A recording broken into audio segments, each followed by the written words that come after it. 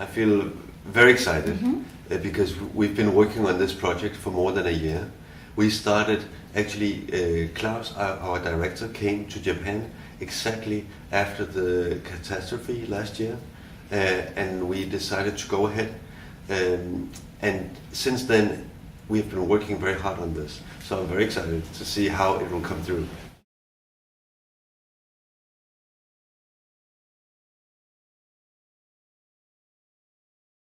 I founded Tiger in 1995, and since then it started more or less as a $1 store, and then it developed into different price points. And it also started that we bought products that were already made. Now we only have products made for us, and now we have our own designers. Wow. And we have 150 stores in Europe, where 60 are in Denmark, and the rest, the 90 shops, is around Europe in 16 different countries. We expect to have 721 shops in Europe in 3.5 years. We expand at the moment. We open a shop every 5 days in Europe, and we expect that we also will develop the Asian market, but we want to build from success. So this is a test, and we don't know how long the test will be.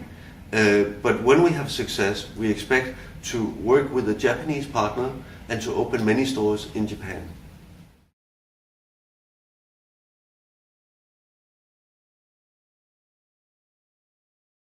I think there's two things. First of all, you have the products, and then also you have the setting, the way the shop is made. But if we look at the product first, we make our own product with Danish designers, and we have also a Danish assortment. And we didn't change this. We actually wanted to take the Danish assortment to Japan to be a real Danish concept. So that is quite important. But also the setting is that in Japan the shops are made that you don't follow a certain route. You can go many ways. We didn't make this. We make it into a maze. So we take the customer by the hand and we lead them, and we make them explore the way of going into the shop. So the maze is something that is quite different. And also the displays that we have in the shop is made of wood, light wood. It's something that is taken from the industry. I think that this layout and the assortment is what makes it Danish.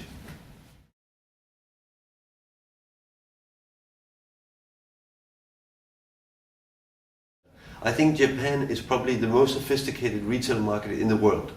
Very sophisticated. But we would like to enter this for two reasons. One thing is we have something to offer, but the second thing is to learn from it. So we also expect to learn from being in Japan, and maybe we can take this to Europe.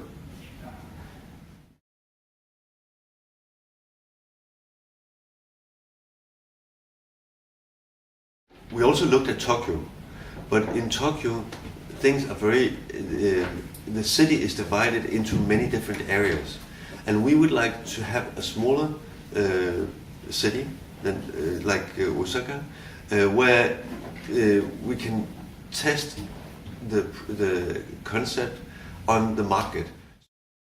We will meet the entire population much more quickly. It is a very, very nice city. I enjoy very much being here. I've been here many times. And I think that this testing is where we get closer to the customer. And at the same time, Kansai province is so big, it is more, the buying power is more than all of Canada. So I think the market is so big, and at the same time we get closer to the customers in Osaka than we do in Tokyo. So that is why we chose it. I think that the attention that we have received in Osaka has been tremendous. We have really been very surprised, and we have had a lot of attention. If we would have entered Tokyo, maybe no one would have seen us. So you think Osaka as like entry point to Japan? Yes.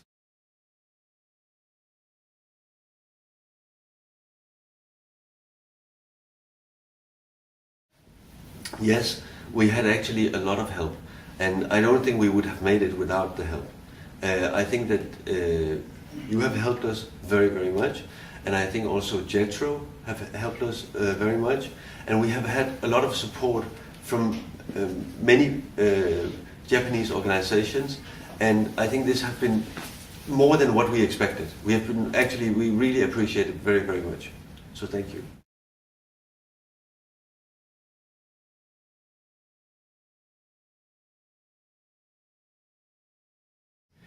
Well, the big difference is that in Western Europe, we emphasize very much on the individual.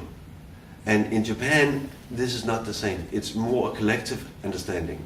And I think this is so different that the total approach, it's very much in Europe about me and what I want to express and being very unique. I think in Japan, you have a much more, how can you say, cultivated culture, and you don't live very different from the rest. Whereas in Europe, this is all what it's about. And this is a very big difference, and I think this is very interesting. I think that the world is changing so quick, and it's becoming more and more a global world. And we come from different points where Japanese culture is very strong, Danish culture is very strong, and also other cultures. And I think these meetings are so interesting to see this. And this is what's happening right now. And I think we are just in the middle of it. And us coming to Japan is a part of this.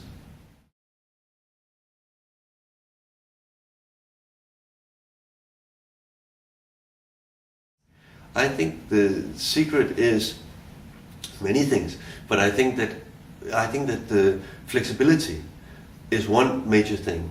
Is that we change our product very, very much.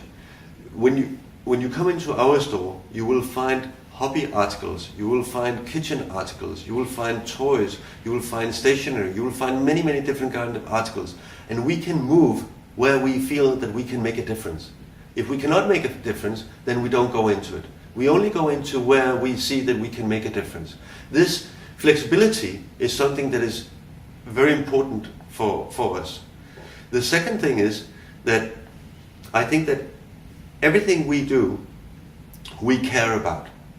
And we care very much. We fight indifference. We don't like indifference. We want that people care about what they're doing, and you will see all our staff, they care about what they're doing. The buying team care very much. The concept, we care very much. So we think and we try to make what we feel there is a meaning behind.